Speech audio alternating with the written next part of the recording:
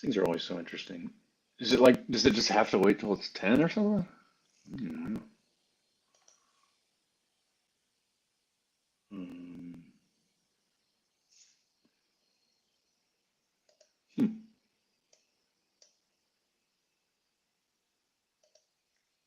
All right, now I see me on Twitter, but not on YouTube yet.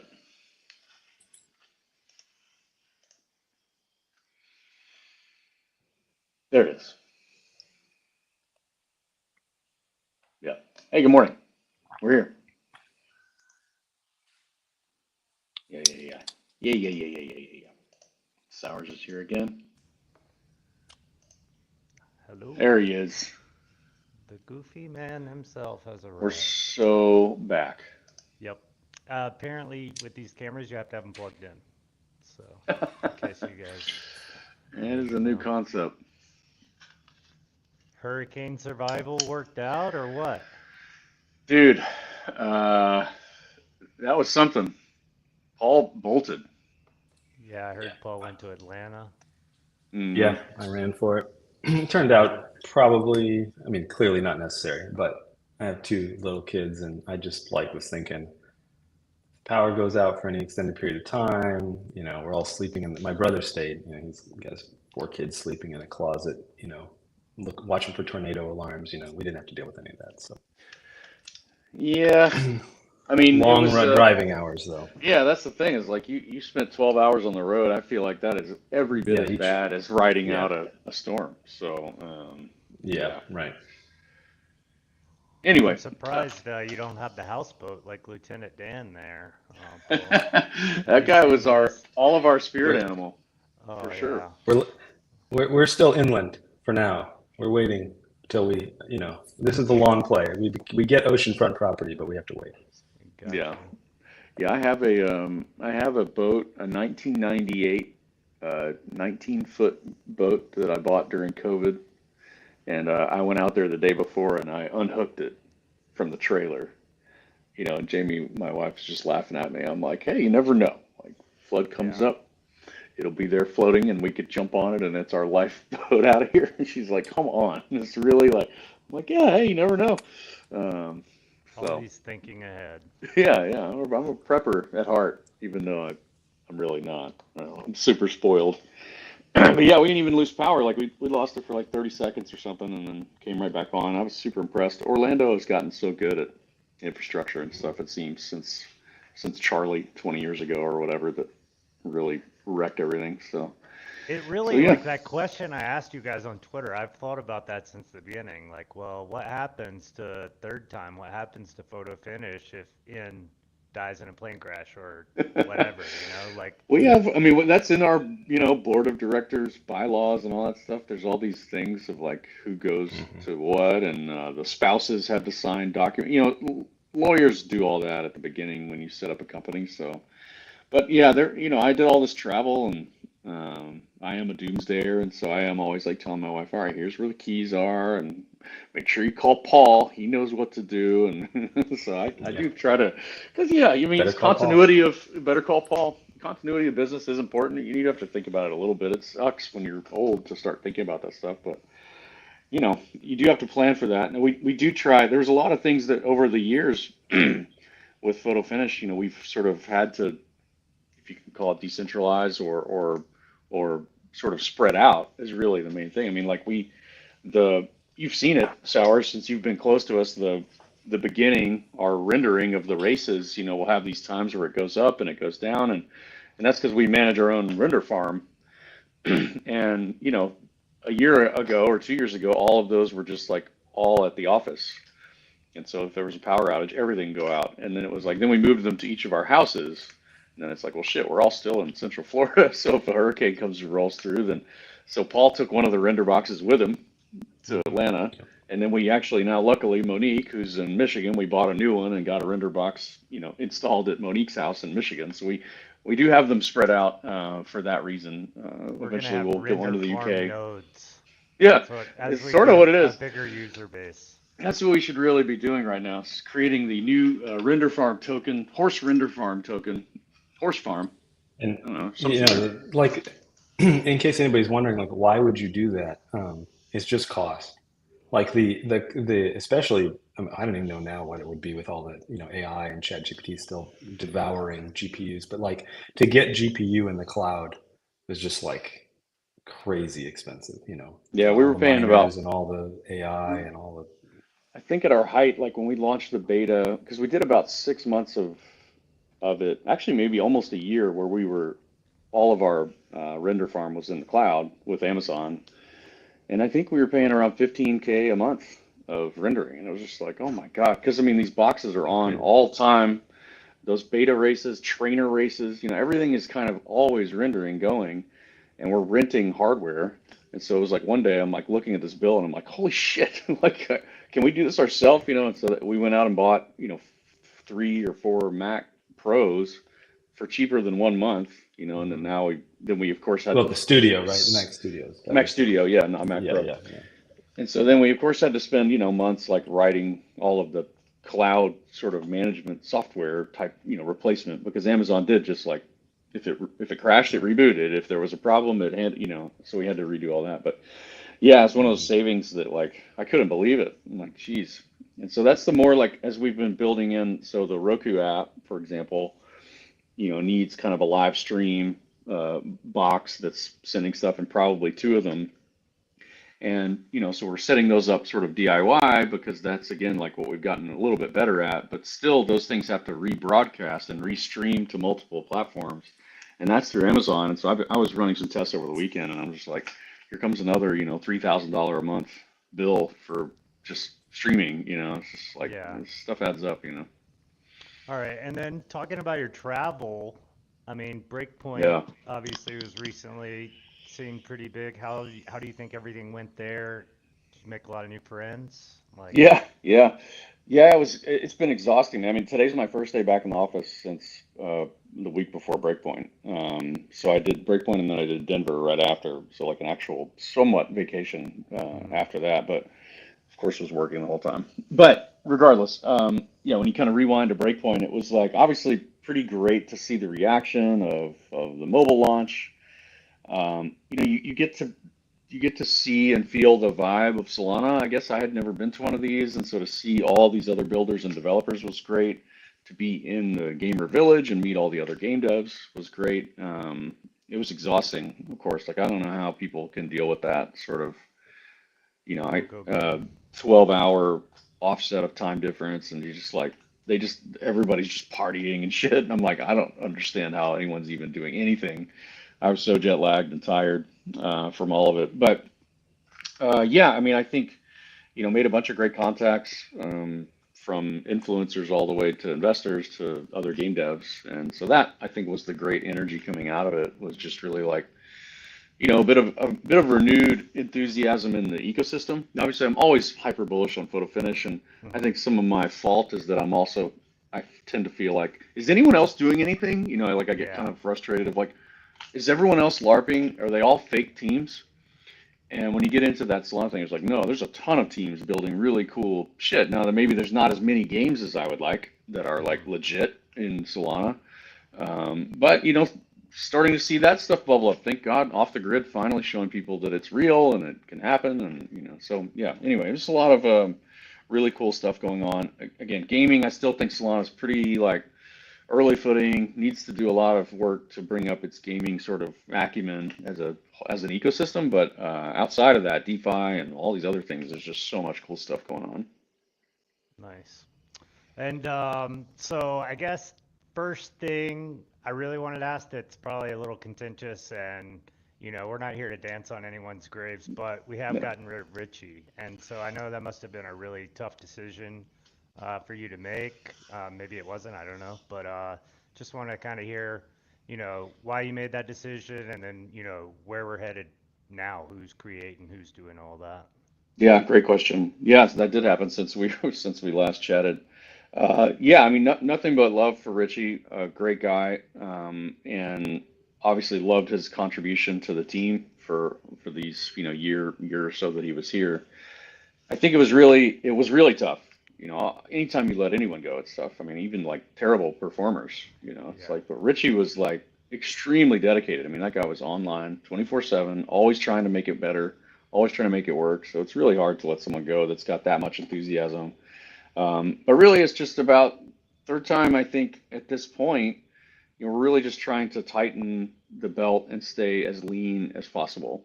And from what I could see, we had a lot of swirling priorities often, and Paul would get yanked onto a lot of them to help.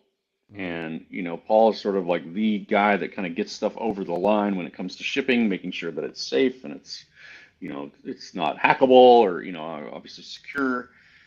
And so the more that we have swirling, the more that he gets taken away from that stuff. And he and I chatted, a month or so prior, and it was just like I really needed him on the schedule. And the racing schedule is the game, Yeah. 99% of it. All these other things that we built are now kind of done. The race map, the these and that, the breeding, all those things are just like pretty much baked. Of course, maybe there'll be changes over time, but like the schedule changes every day and needs to change all the time. And it really felt like we were doing a disservice to the schedule by not having enough technical, analytical, uh, data-based approaches to it. And so it felt like Paul's got to be the guy to do that. And so when I looked at like, well, can we clear Paul's plate of everything else and give him that? And if so, do we need Richie to kind of be in the same exact role? And the decision was no. And so, yeah, so what happened? It's weird to say, well, the CTO is now running the schedule, Yeah. but that's actually what I always kind of really wanted. And it's a combination with him and Bryce. Bryce is there sort of like, here comes the fire hose of, Yeah. all of the community. Bryce can try and like filter and make sure some of the good stuff, but Paul's there, data and analytics trying to figure out. So I don't know, Paul, if you wanted to speak to that too, some of your thoughts as well. You're muted. Oh, you're muted, buddy. Yep. Thank you. I always have to stay muted because you never know what shrieks will occur. Um, the I was going to say Bryce has been very, very helpful. I think the first challenge that we had is just dealing with the absence of Richie, like making it still work without the knowledge that no matter how much you write down, there's always stuff that goes out the door with the person, especially who works as involved as he is in that process. So we did that. I think we obviously hit some bumps and we improved some tooling. But there's more to do, and it's just going to be a transition over time, I think, to better and better equipment, if you want to say, for dealing with the schedule. So I would expect just hopefully incremental improvement season on season on season. Do you enjoy it? Like, are you excited to like get in and work on the schedule when might not have been doing as much of that previously?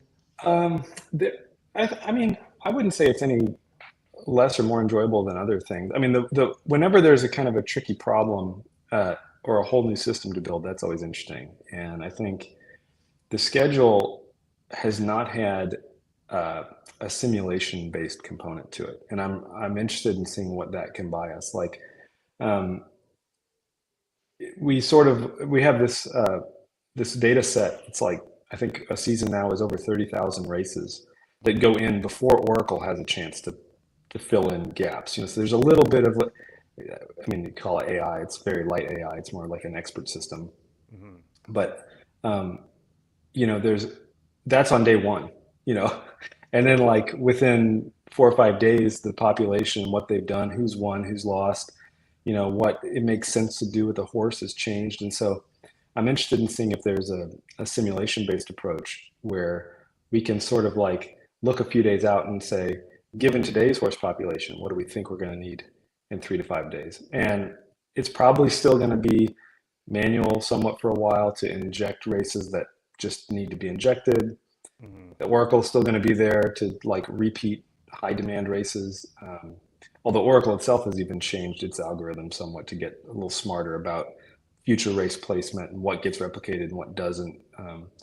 And but then we might do better at the baseline, just like sort of Yeah. dynamically adjusting. And I would love it if that simulation could also look back and see historical, like Learn. if it's the simulation thinks it's going to need something, but then it thought the same thing last season and it worked out or it didn't work out. If it can somewhat learn from fill rates and run rates of the previous season to sort of attenuate that, so it can maybe kind of dynamically correct over time. But it's always going to change. I mean, we have variable horse population, and we have variable owners, and we have variable race types, and so things, and the incentive structure too. What purses around what races drive people in different directions, and so it's a dynamic problem.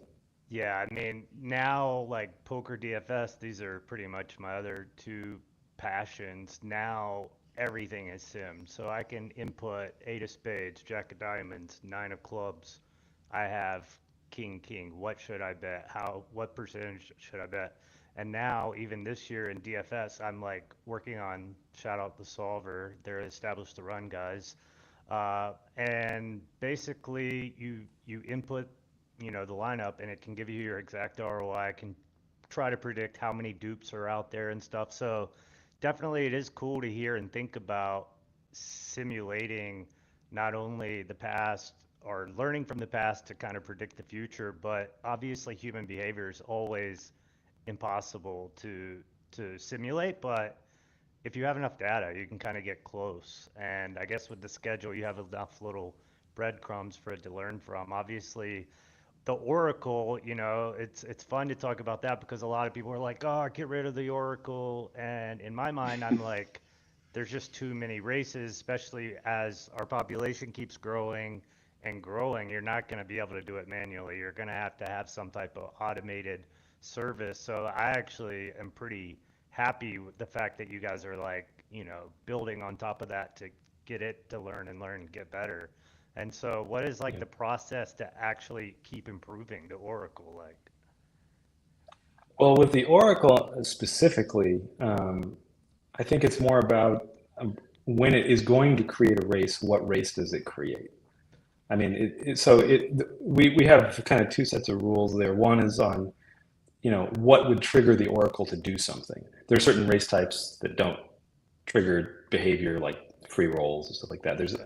But if it's a race that we're going to do something about because it either filled to run or filled completely, and there's like different levels of demand on the race that also inform it. But then what are you going to make in response? And so we make races at different offsets into the future.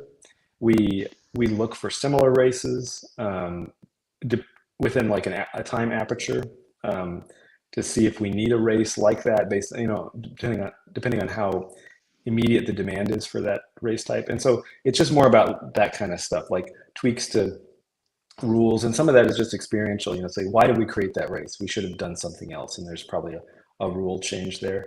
But, in simulation, the sort of like, I think people who work in simulation realize this, but like there's a class of problem which is just really hard to compute, like algorithmically, like to put in some things you can just put in a spreadsheet and you just do some math on it. And, there's some fancy math, but at some point when you get into rule-based systems, like, okay, I own a horse, he's raced 2 maidens, he won the 3rd one, the grade and, looking at the schedule, it's just really, really hard to like make a formula for that. You almost have to just turn a crank and see what happens. And that's kind of why I think simulation might be a good approach for the schedule there. Nice. And that would just fundamentally work differently than the Oracle. And I just want to say also, piggybacking on what you guys were saying earlier about Bryce, I remember when Bryce first came on, I was pretty cynical about this guy, like, oh, he's giving us opinions, he doesn't even know shit about this game, blah, blah, blah. Then my brother, I guess it was March, April, I'm not sure when, but my brother wanted to get involved, so I was like, here, just talk to Bryce, and he was like, Bryce is so helpful, blah, blah, blah. And so Bryce has really grown on me. I mean, we have a lot of intimate conversations because I bitch at him or ask like, why this, why that, blah, blah, blah. But I really think he's been a huge catalyst, especially in the last few months, of some of the really positive things going on in the schedule. And those are kind of the next talking points are, we kind of have this slogan, make claimers great again, and I think they're pretty good. They're a lot better than we have been in the past. And so how do you think like the claimer specifically is going, and then like the kingmakers as well after that? I'll let you, Paul. Well, on the claimers, I think, in my opinion, the signs are good, but the jury is still out a little bit. I think these final couple of days of the season are going to be very informative because the way that that's structured, you're getting closer and closer to those horses being worth the value and crown that was assigned to them on that leaderboard. And I kind of expect things to get a little crazy at the end. So we'll see if they do and how crazy it gets. That's what I'm waiting to see. But I can say that on race participation in claimers, it's way up. I mean, the number of entrants in claiming races is far, far better than it has been for the last few seasons. So on that, I think it's a clear win. I think in terms of like claiming price and the horses that transact at different claiming prices, that's where I'm not sure. Yeah, and this is kind of one of the things that I was talking to him about is what is the team's philosophy going to be? Like, I have a horse right now. It's an S. It's got 5 claiming wins. It mainly has ran 20K claimers. Like, even the last one, I thought it had 4 claimers. I was like, you look at the money line odds, it's probably going to win. It ended up winning. So I was kind of wondering if it would get claimed at 20K, but I feel like that there almost should be, just above the cut line price entry. So right now it's $300 you win.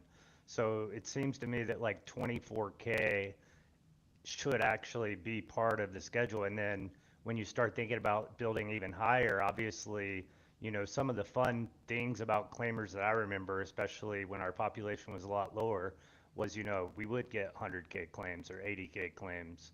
And how do we kind of get back to there, or do we ever get back to there? Obviously, a lot of that revolves around the profitability of horses and how much you can make in a certain month or months. Mm-hmm. And so, like, what are the ideas there? Because I was telling Bryce, I was like, I'm just going to sit this horse. Like, sure, I'll go try a benchmark, but most of these horses probably can't compete in stakes. And, benchmark, I think it does pretty good if it's on the number or whatever. It's not going to like win every time like claimers. So, but until it's below that threshold, or, let's say it's tied and there's 20 people tied with 5, then I'll probably go run another claimer that's a 20K. But if there was like 30Ks or whatever, I would be running it every time. And then also, just like the grade specific claimers and the philosophy behind that is something that I think a lot of people in the community have kind of debated, but it seems to me like it's working out pretty good as far as, like you said, race participation and stuff like that. Yeah, yeah, and I know actually I have a meeting with Bryce this afternoon to talk about claiming structure for the coming season. So there will be changes there. Yeah. But I mean, it was a learning experience, and I think, at the base of it was just, how do we take some of the crown that we've recaptured, which we've committed to adding to the racing economy, and see what kind of effect we get from putting it on a different kind of race and with a different set of horses than the big free rolls, So, admittedly, it's something of an experiment. It's gone well, and I think we'll just see the final data come in, adjust, and try and improve it. And obviously, whenever you have something like this, it's new, and we've actually had quite a few people colluding, or with a new race type and new incentive structure.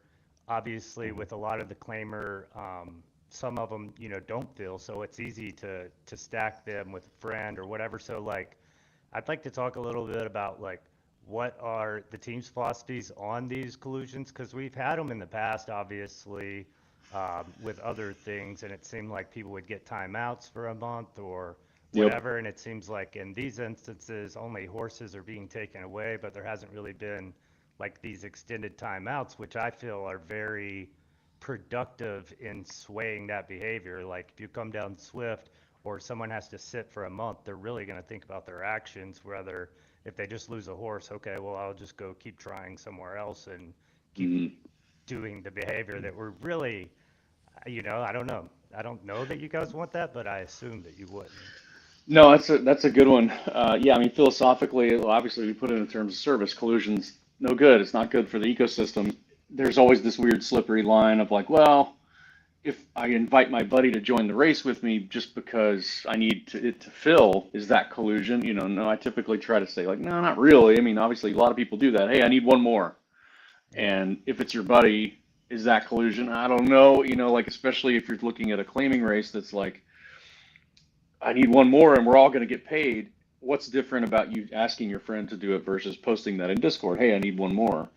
So philosophically, I know that's strange, but it's always about abuse, right? It's like, is someone taking advantage of this? I just saw this thing, the collusion leaderboard, which is like pretty shocking, and Yeah. it's like, hey, that's what's great about community, just like hold ourselves accountable. So, I mean, our typical approach has been kind of a three strikes thing, and so it's been typically like, hey, cut it out. Here's a small penalty, and then we do a larger penalty, and then we do permaban, and I Mhm. think we've only had to do permaban on very few people, right? People that were like stealing money or doing whatever type of stuff. But typically, yeah, that second strike is kind of the like long timeout, the temporary ban, or we freeze your account for a week or 2 weeks or a month. So I've been meaning to follow up with both Fib and Bryce because I had heard some of this and I hadn't been in the office and was just kind of catch up of like, all right, well, let's see with this new style, this new approach, how many people are doing it, how hard are we going to come down? Because yeah, but that is sort of the philosophy. It's like we're trying to not be iron fists here. It's sort of like the community can, again, sort of hold itself accountable. This, you see, like you start colluding, and guess what? They put your name in lights on a collusion leaderboard.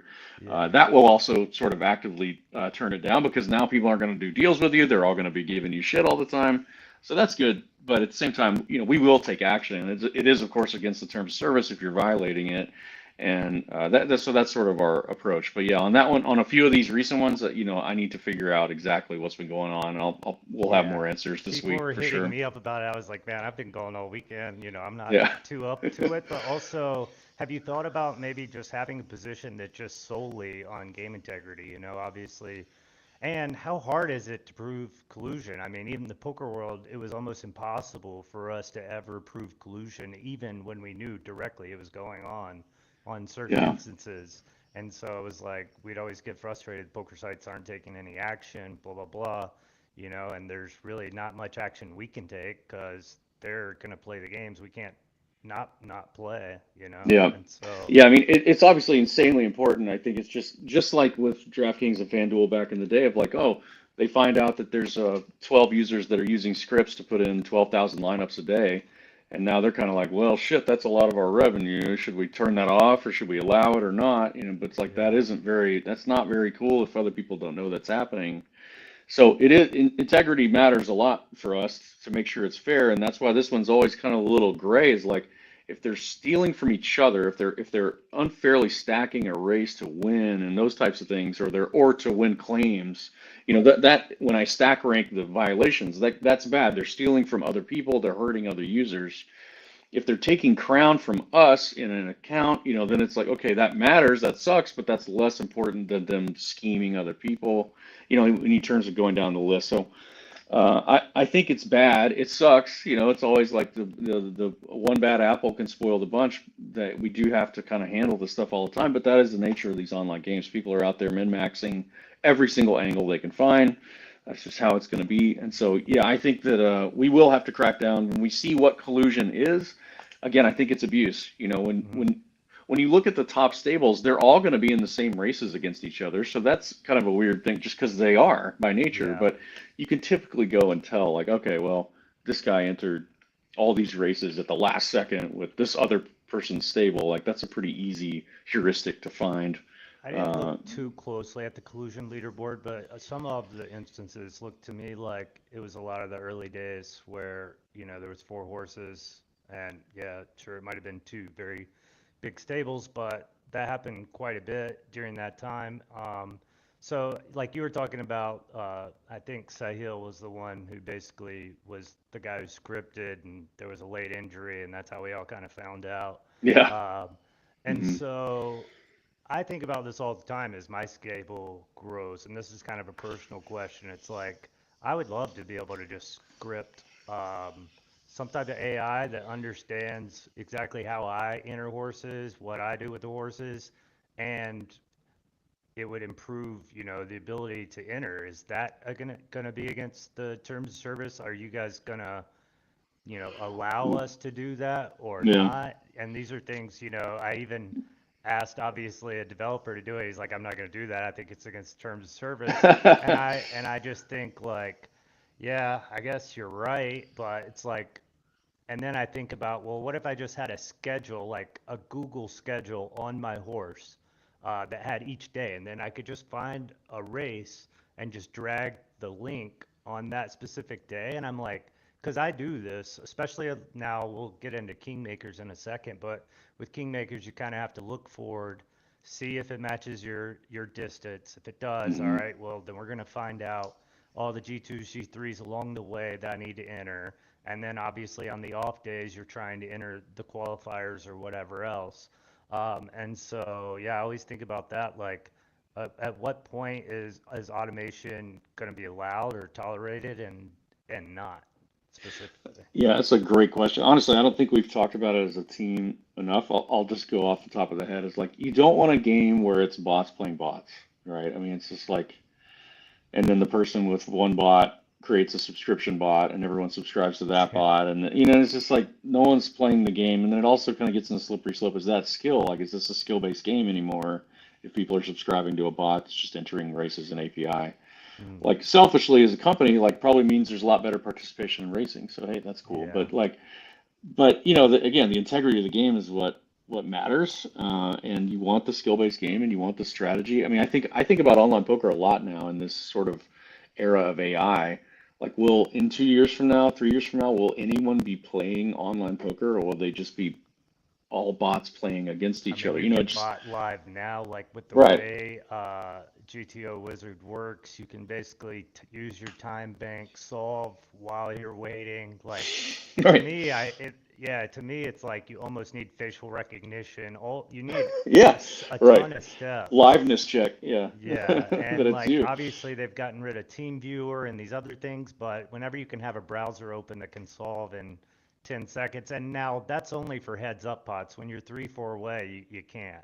Yeah. But that's, I mean, the state of Anyway, online poker is yeah, that's what already I like mean. that. It's gonna get to that, and so that's why it's like you think about, okay, well, is that what we want at a photo finish? That it's just like you go and you buy 4 horses, and then you just subscribe, and then you walk away, and you just check in or whatever. I mean, there's some interest in that of like the sort of hands-off management of like my horse ownership right now is a real life horse, right? It's as Mhm. hands-off as it gets. They just tell me when he trains, and I check in, and that's it.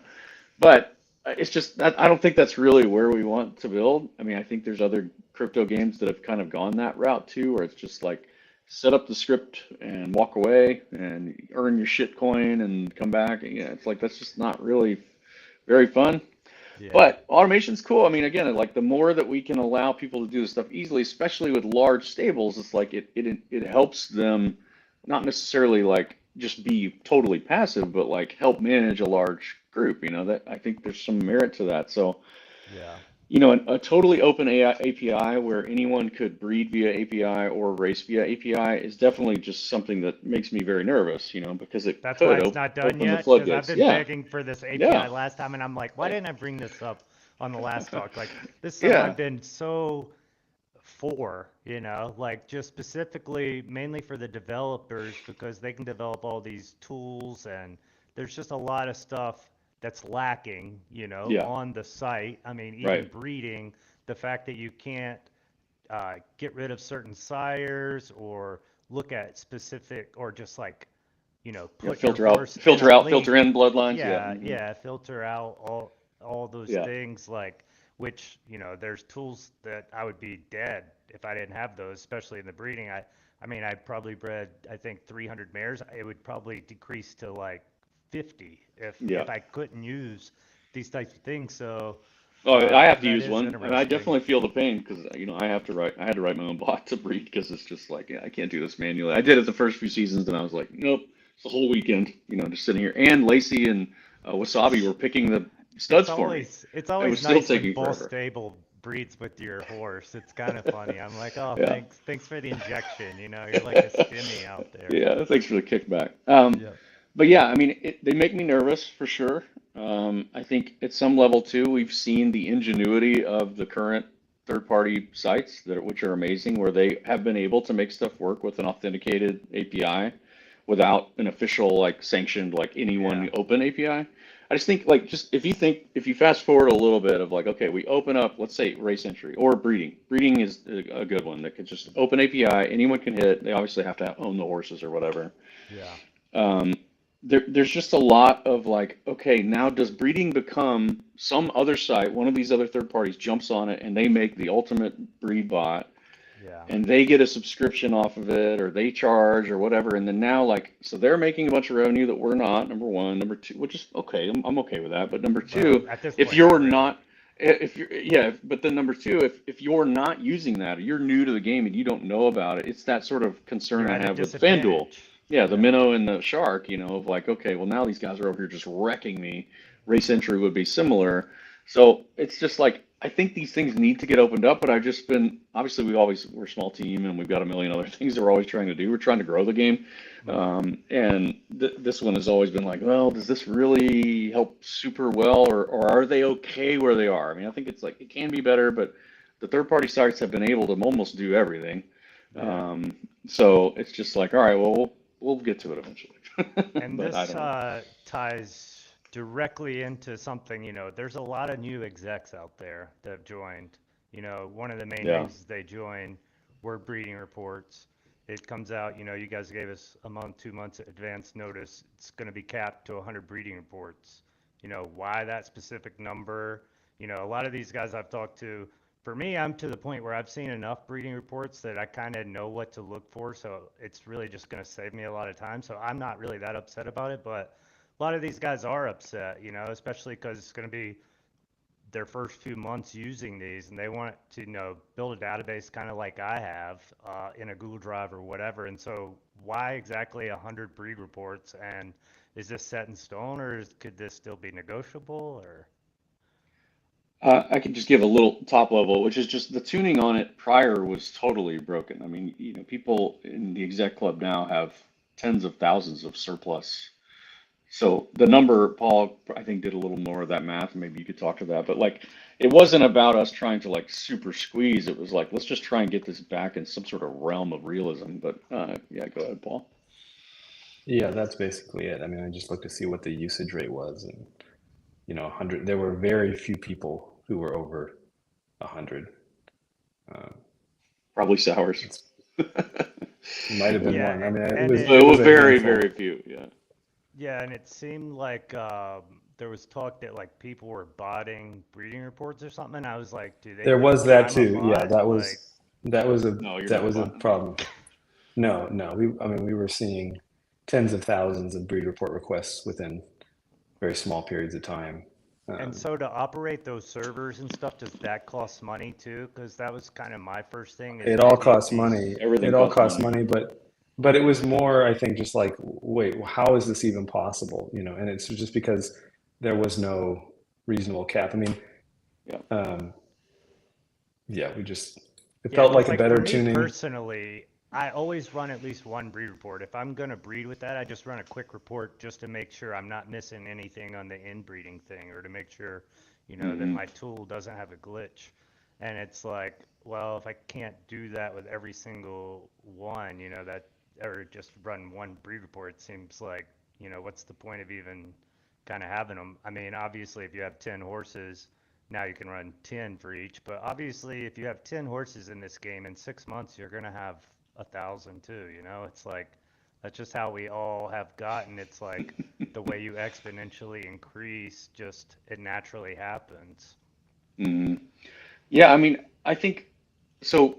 We talk about it a little bit of like, is it set in stone? No, I mean, of course, nothing is. It is the game. We're always going to be flexible. But like, to me, the breeding report was, I'd say rushed. I mean, we put it in literally like a week before we went live of like, okay, we knew we needed that feature, but we were like, let's just throw it. We got to finish. We were obviously Yeah, breakneck to get to launch. And so I think that's how the tuning got so whack. We're like, all right, let's just put a cap on it, whatever. Let's do 100 per person. Who knows? 25 per mare, whatever they were at the original. We were just like making shit up at that time. yeah, And I think at this point, that there's a lot of discussion that we've had internally, and I see as well as like, okay, inbreeding is a very very powerful thing to learn and know. And I personally at the beginning was like, we need to gate that because that's a revenue source for us. I mean, we have to make money on this game. Like, of course, yeah, we're trying to make everyone else make money too, but we do have to pay for the servers. We have to pay for our yeah, team. And the breeding report to me was like, oh, that is a very premium item. Um, Not only the inbreed, but then of course the wicks. It's like it doesn't give it all away, but it's a big helper. It's a big clue. But at the same time, like as you say, like a lot of people now like already can just know where the wicks are on studs, and also stud offspring is now getting larger and larger and larger. So it's like it's now becoming much more like shit. Did they produce winners or not? Like that's are they making black type winners? Yeah. That's what I care about more than. So I thought a lot about like, well, should we just come up with another style of reading report that's maybe even more in depth, but also take something away, give something back, and then anyone can have access to it, and then execs get some other special pricing, or like just rethink that idea because it just so much has changed. It's just like when you Yeah. think about what we pitched, it was like PFPs, and now I'm kind of like PFPs are weird, and like I'm trying to like not make that as such a core part of the game, Mhm. and at the same time, like I want to honor what we've said. So it's like all that to be said, like with the change of vouchers, with this, with that, there's just so much that we could like make that a little more interesting, make it make more sense. Again, just think about on mobile right now. If you're brand new to the game, let's just say in 6 months from now, and next year's Derby, we're getting all these installs, and people are joining in and coming in, and they're like, "Oh, what's a breeding report?" Like I want that to be just dead simple as a way to get it, Yeah. and it also should be a dead simple like why you want to get it, and what does it tell you, and what's good, and is inbreeding part of that lock, or should inbreeding just be open for everyone? So a big red like don't do this one because or filter out when you search or but anyway, Yeah. that's all the discussion we have is just it's obviously there's so many things to I decide and and think I about always there. feel like, I've always felt like the breed report should be like $5 per or whatever. So like if you did do something like that, that's kind of the way I would think, because I would really never spend $50 on a breed report when I'm spending $50 to actually breed the horse. And Right. just for like new people that might be listening in or whatever, like what we talked about with the clues, a lot of times if the previous mare and stud, like let's just say their speed was A, and then their offspring, it comes out their speed is S. So a lot of things that you see on their breed report is now their speed is going to have a pretty big wick going forward. And so that's kind of just something you can look at if you don't have the breed reports, is kind of like I always say rolling up. So the more stats you rolled up over your parents, then that's usually where your wicks are to kind of progress. And that's usually the ceiling that you want to kind of progress towards to breed your horses. So, Hmm. as we do breed, obviously, when we began, there was a lot of low preference horses. And when we talk about like metrics, etc., we still have a lot of low pref horses. I know Yeah. when I go through my stable on a day-to-day basis, these are ones I just literally pass by. They might run 2 or 3 maidens. Let's say they have 4 or 5 stars. If you're an S plus or higher, like sometimes you can kind of have some stats that are outliers to where you can compete. But if you're like S and below, you pretty much have nowhere to go. And so have you guys given any thought about like maybe just a straight line 4 to 12 furlong, no preference at all, just give those guys somewhere to race type place? Or have you guys thought about that, or is it just part of the natural progression of breeding and that's just how it goes with some are just not going to be good racers at all? What do you think? Yeah. I mean, it was as you were talking about claimers too. I was kind of wanting to interject, but not really. But it's just like that when we go, if we bring claimers up in value, they're no longer doing what claimers do in real life. And it's okay to say that maybe we are going to do a high stakes claimer or Mm, something. That's kind of a fun, but like, the point of the claimer is to keep this sort of like Drek down there racing against each other. And so that's when I think about, well, who's down there and you only bred a few stars because you were chasing a grade bump, which I always found as an interesting strategy. It's like, well, and then you get the donkey, like who cares? I mean, that's just to me in real life, what is that? That's the claimer.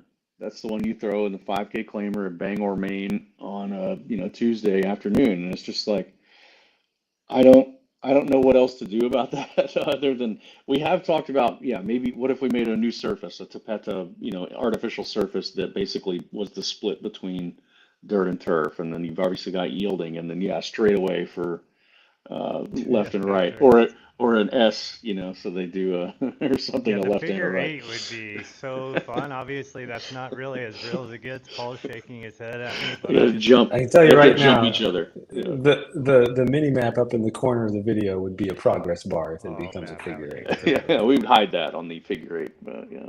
But no, I just, it's just one of those things. I think a lot of times we see a lot of these trends happen, and you're like, okay, we could address that, we could fix that, but then a lot of times it's like, well, the market will also address it eventually too. Like Yeah, it will play itself out.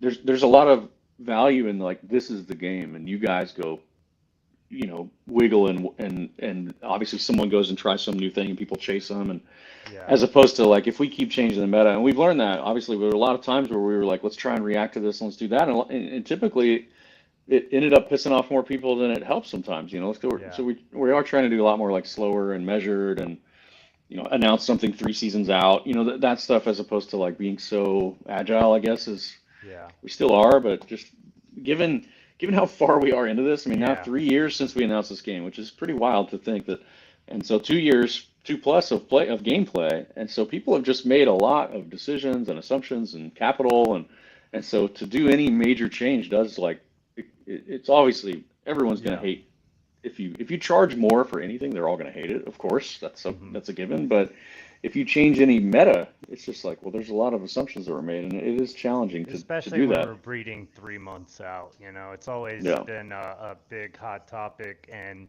getting on breeding, you guys introduced the Lineage Cup. Did that kind of get the results we were looking for? Like, what's the month-on-month metrics on the breeding fees? That's something I didn't even look at, and I was just kind of thinking about it because the reason I bring up the low pref thing is like, well, what's going to end up happening is obviously I just stop breeding, 2, 3 star horses. Anything that can't get to like 6 or more, maybe it's just not breedable. And so, with the Lineage Cup, do y'all have the metrics? Have you looked at the metrics? Like, what are the month on month? Did we increase? They did increase. I don't have the exact number in front of me, um, Mm-hmm. Because I but was they did thinking like increase. at the time, what was the amount of crown? Probably like 25K or something that you guys were saying was going to be for the Lineage I Forty Cup. think it was thousand crown, isn't it? 42. I think it was 42,000 crown. 42,000. 42,000 crown. Yeah, because I was just trying to do the math. Like, all right, if they're paying this much, you need this much increase in the fees for it to make sense. Like, because I just Neutral. kept thinking, well, I'm gonna do it. Like probably the top 20% of each of my horse preferences, I went and did the internal, which is like $60. So Hmm. I figured like you guys probably, my breeding fees, I probably increased by about 40% month on month of what I would have spent. And so I was Hmm. just curious what the macro environment looked like that. And then also, did you guys have a lot of discussions on alternative ways to have the Breeders' Cup? I know one idea that was thrown out there, the kind of the community discussed a lot was having a stud pay the fee, and then mares that made it also pay a fee, and then put all those fees in a big bucket. Was that something that was discussed or mapped out or? We looked at those comments, but we didn't want to make any changes immediately. Yeah. Hmm. I think uh, I personally, I don't want to speak for the team, but I personally found the argument that um, it's closer to how it works in real life to do it with a stud nomination fee or whatever. Um, to be interesting with respect to potential future partnerships. Yeah. Um, but no, Yeah, I Yeah. think the Breeders' think Cup that, is coming up in Del yeah. Mar, right? Mhm. Yeah. Is it Del Mar? No, it's soon, right? I mean, it's like Yeah, next. Del Yeah. Mar is San Diego track, right? I forget. I actually met David and uh, Monkey Tennis there. Oh, did you? Oh, what? Yeah, A we couple. had lunch right there by the track because my wife does a lot of work down there. Every time we think about going down there, we like, oh yeah, maybe we'll move here, and then we're like, oh yeah, I guess we get a mobile home if we want to live here. You know, that's right next to Solana Beach too, by the way. Yeah, I know. It's so funny Hmm. going Yeah, it's through in there. between. It's in between like Carlsbad and San Diego, like a little middle. I lived in Yeah. Carlsbad for a little bit, but Yeah, um, I think that that area is just the best area in oh yeah, America almost. It's just so yeah. good. So, Hmm. game philosophy outlook. This is something that Rolo asked. I thought was really good. It's like obviously in the white paper there were jockeys and all of this stuff. Like, is Were there that jockeys? I don't know maybe, but I don't remember that. basically his question is like, are we gonna see jockeys gelding? Improve Mm. visuals, basically the gameplay philosophy outlook, over the next year or even further, what are you guys thinking there? Yeah, I mean, I think so.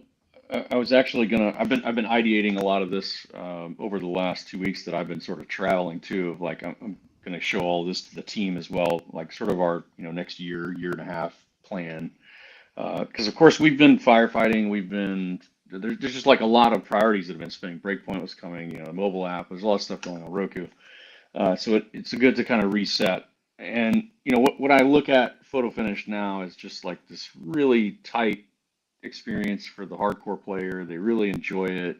So it's sort of a good combo from the future for us of retain the users that we've got and engage and attract a whole new set of users. I mean, it's kind of as straightforward as that. Now, Yeah. retaining the users that we've got can be all kinds of things. I mean, I think we've been looking a lot at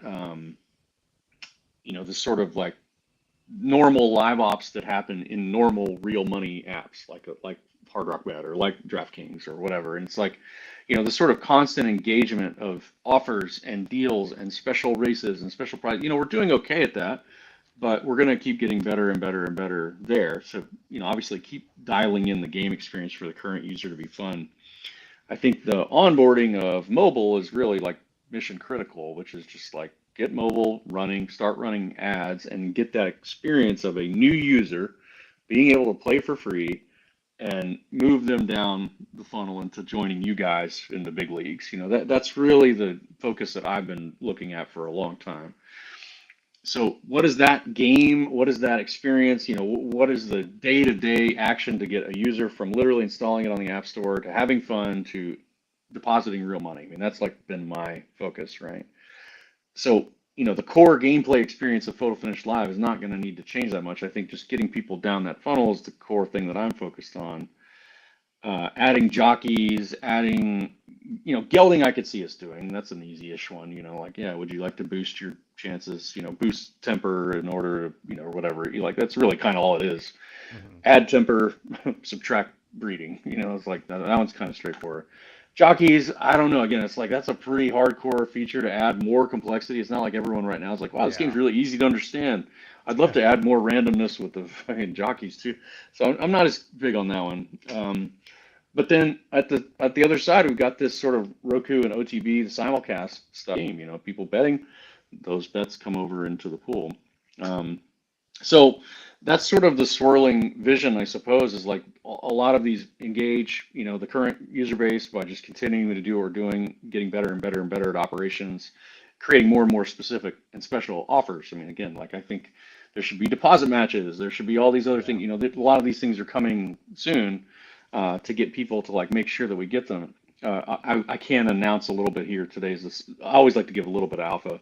Oh. So a guy, his name's Ted Gay. He was a president at Twin Spires and Churchill Downs. He's joined our advisory board and joined third time. And so he's helping a lot and has been on this sort of like get us in this cadence of like every week giving offers, getting people to play for money and not Hmm. letting them slip or lapse.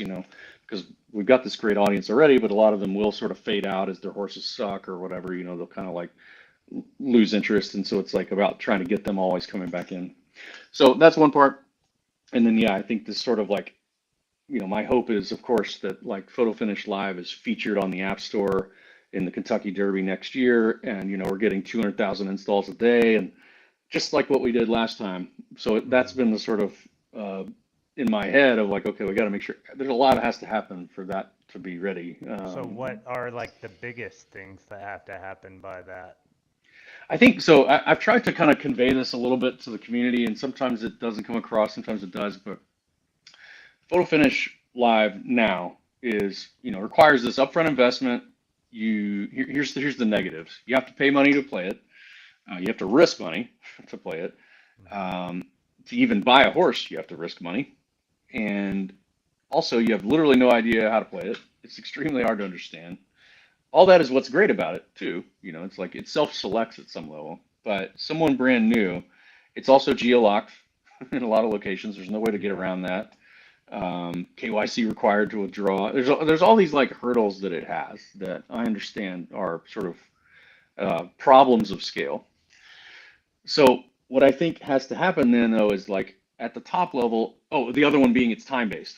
So even if we got you Yeah. through, like, all right, man, have a great time. Your race starts 17 hours from now, at Yeah. 3 in the morning. You're not gonna see it. Yeah. So that's the other. So an experience. We talk about this sort of. I've teased this sort of training series or trainer series that is better. That looks a lot more like normal mobile games. You can play it sort of on demand, and it's a free to play game, and you are working your way towards something. You're working up a leaderboard. You're trying to earn something, and in my eyes, that earning is very straightforward. You can earn the stuff that we need to play the real money game. You can earn Derby. You can earn a real horse by grinding your ass off or winning and being good at skill on this sort of free game. And so Hmm. that's really what is happening is this sort of, we call it the training series two, or that sort of thing. But basically that when a new user joins, there's a different experience than there is now, which is like you just get to train a horse and you can enter into any race. And there's like, okay, Bryce is manually running rookie rally. Yeah. That's cool. But like imagine all of that in an automated system where like it just makes sense. There's a constant leaderboard. You can race whenever you want. There's all these other things that are going on. And then now you're hooked. You get to the point where like, man, oh shit, I can play this for money. Yeah. I can actually win money, then now we've got you in, and that's the hope. So that's really what's got to happen. I've been working on so many different prototypes, and I've got some pretty cool stuff to show. I don't know the team probably have something to test within maybe by the end of the year for people to check externally to try and get them into that sort of again the cadence of playing horse racing and real money and gambling, but for no stakes, in order to get the hooks in and pull them down into the main one. That's really the idea. Cool. I like that. Yeah. And uh, will tutorials, will they be able to breed at all, or is it just going to be just racing Yeah, and yeah, they're going to be yeah, able to breed as well, so they'll understand those mechanics and yeah. I mean, that's what we're trying to do. I mean, it's been a challenge. Like we've done quite a few prototypes. Brian and I both have worked on a lot of different ideas, and we talk about it in stand-ups like at least once or twice a week, and just sort of, you're trying to teach a user. You're trying to have them have fun, number one, or else they're going to yeah. leave. They got to have a good time. But along the way, you're surreptitiously teaching them all these concepts, which are very hard. And if people go back and play, I always talk to the team about the original Plants vs Zombies game is one of my favorites. It's not like I'm stealing that exactly, but if you think about that game is a giant tutorial.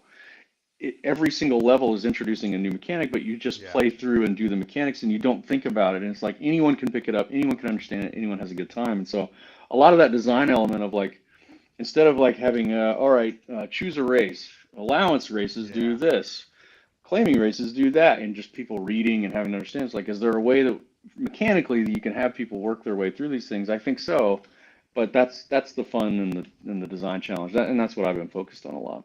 That would be great because that's probably been one of my biggest gripes since the very beginning. Is even like when you play Age of Empires or whatever, it first starts teaching you how to like go gather resources or whatever, Right, the and loop. there's Hmm. no step-by-step model video tutorial walkthrough. Obviously, if you can incorporate that into the app, which hopefully is a lot of first avenue for people to come in, and then obviously the app is kind of concise to that little area where when you're on a web page, you have so much more to kind of work with. So I think Yeah, that would be great.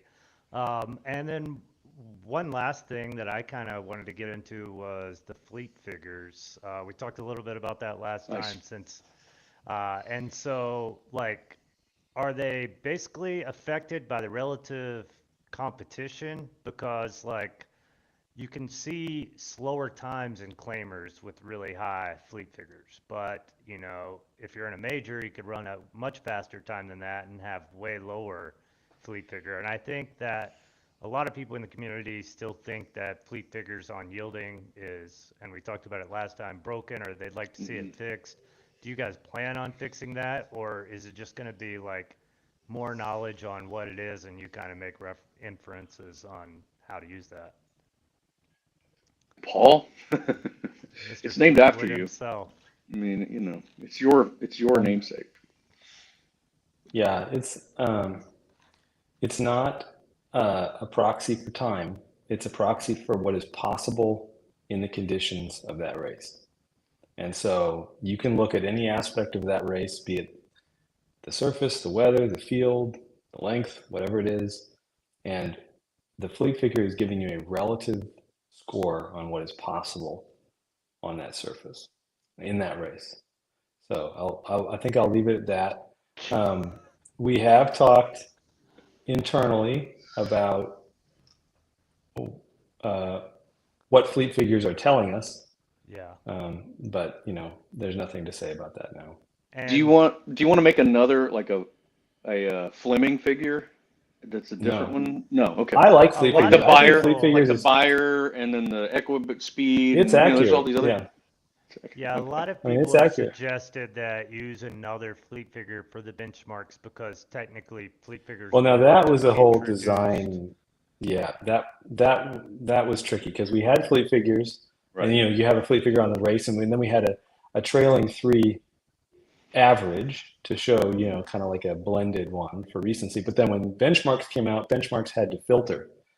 It only wanted to score things against similar races for your horse, so that so you weren't getting scores for being off pref tanking uh, your score. And so then, you know, I think we could probably do a better job maybe in terms of like iconology or something to indicate this one is the measure of your horse's potential in the race that it ran, Yeah. and and this is your benchmark score for the purposes of benchmark races. I think that's the Mm. So that has bit of been a UI. idealized kind of. So yeah, because I'm always just like, why not just a speed rating? Like, is that just too cut and dry to takes a lot of stuff out? Is that why? And what Like do you it, want I that mean, it off is of? Time? You want yeah, that like like just a straight linear number to the time seems like a much better what about way weather though? to. What's that? What about weather though? Like all the Well, yeah, other. obviously, your time in sloppy, should be measured different than your time in fast, etc. Right. And so it always just It sounds seems, like we would be arguing over the menu of factors that would be Right. used Which to ones matter? look up the time yeah. in a table. That's what. And really, I'm like just trying to play devil's advocate here because I really love benchmarks, and I think like even months ago, I think like when y'all went off grade restricted, I was one of the only people that was like, well, I kind of like it, and I really like it now because if I can't run in stakes, I just immediately go benchmarks. If I can't run in benchmarks, I go claimers. If I can't do anything in claimers, I just sit the horse, or I wish Yeah. you guys would give me an auto kill button. That would be great. Or send me more That's hardcore. I even would love hardcore, hardcore yeah. races for 2-year-olds. Like, Oh God. I mean, Yeah. let me just get rid of some of these that I know have no shot, kind I of. do Just wish to, there was that, like, because if you're going down your stable that way, and then you get to the ones that are like, I have nothing to do with this, and it sits there. I do wish there was like some action to even notify us, so then we could see, well, shit, there were like, 15,000 horses are now like they want to do something with them, And when you ask people, well, why not yeah, knockouts, they'll go, well, then I'd have to pay money, And it's like, well, okay, so you want something free, and a lot of people just want it out of their stable entirely. yeah, Like you I want to go kill it knockouts for or you want to sure. retire it. I don't know. We could do that. We could easily do a send to third time Donate to pasture, the petting zoo. Yeah, that's donate what to the I petting want to do. zoo. I want to Just send get it it to out of there. you so you have to look at this horse, basically. Yeah, And I I mean, we don't could have. definitely have a donate button, and Yeah, or and even to then donate, put all the free, maybe don't send them to third time pastures, maybe just put them on a free marketplace where people want to take a chance on them, they could just click and grab the horse or something. Like, that would yeah, be amazing, if I could just do that with a third of my horses that are just sitting yeah, there that would help the because, onboarding. I mean, the people that we want to be like if we right now we're thinking about I've been doing some of this math of like, okay, let's say that we have people join in and they start playing the free leaderboard, and every week we're giving away horses. So it's like, Mm-hmm. okay, top 25 users get a free horse, you know. So then I'm like trying to do the math of like, all right, well, boss stables can keep up with that. Yeah. But what if we wanted top 100 to get a horse, you know, top 1,000 to get a horse? Then it's like, oh, okay, well, I would need the users to start like donating some, or Yeah. we'd have to mint out of thin air, which I'd never really want to do at all, you know. So anyway. Well, Cool. it's 11. I didn't realize it's gotten late. Sours, Yeah. always a pleasure. Appreciate it. Yeah. Appreciate you Um, guys. Appreciate the time, the I tried to answers. get to say like we should do this like every couple weeks, you know, because it is they go well. The community can stay abreast. I know that we were traveling a bunch, but and then of course holidays coming up and stuff. But work with let's make sure that we do Yeah. these regular. You know, Yeah, like for I have sure. no problem. They're great, Same. and I enjoy I love it, doing and I just got to get Fleet talking more and more and more. You know, them. Yeah, it's hey, that's same. my whole goal in all of this. So. Yeah. All right. All right. Appreciate you guys. Later. Yeah, man. See you. You guys.